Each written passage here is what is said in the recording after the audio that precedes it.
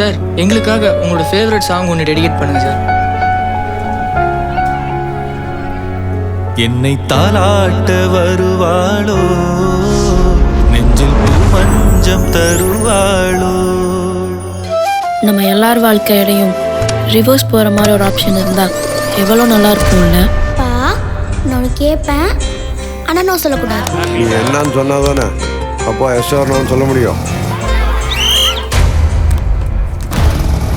Auditions வந்து பார்த்தீங்கன்னா நடந்துட்டு இருக்கு. ஸோ இந்த ஆடிஷனில் பார்த்தீங்கன்னா நிறைய பேர் வந்திருக்காங்க. அழகான பொண்ணுங்கள் ஆரம்பிச்சு சின்ன பசங்க, தாத்தா பாட்டி எல்லாரும் வந்துருக்காங்கன்னு வச்சுக்கோங்களேன்.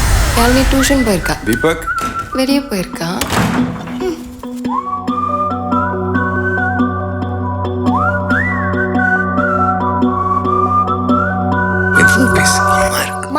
இது என்ன மாயம் சத்தடுமாறும் கொஞ்சம் வயசு வெறும் சாயும் கண் பார்க்க கெஞ்சும். ஸ்வேதாவா? யாரா அந்த ஸ்வேதா? மா மூச்சு செல்லும் வேகம் புயலாக மாறும்.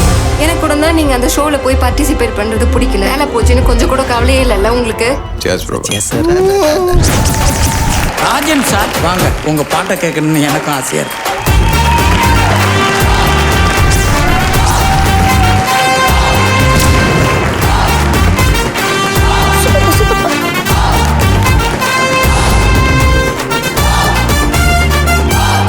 வித்யா, உனக்கு நான் பாடுறது பிடிக்கலையா? நெக்ஸ்ட் ரவுண்ட்ல நீ அம்மாக்காக ஒரு பாட்டு டெடிகேட் பண்ணனா அதை பார்த்துட்டு அம்மா கூல் ஆயிடுவாங்கல்ல. அன்பு மட்டும் இந்த அண்டம் தேடும் தேடும் அகத்தினுள்ளே அலைந்து ஓடும் ராகம். நான் ஒரு விஷயம் சொல்லிட்டா, பேசாம அந்த வீட்டை எனக்கு கரையம் பண்ணி கொடுத்துருங்க சார். அது நாங்கள் வாழ்ந்த வீடு சார். அதை நல்லபடியாக ரெடி பண்ணிட்டு குடியேறணுன்றதுக்காக தான் சார் வெயிட் பண்ணிட்டு இருந்தேன். Please sir.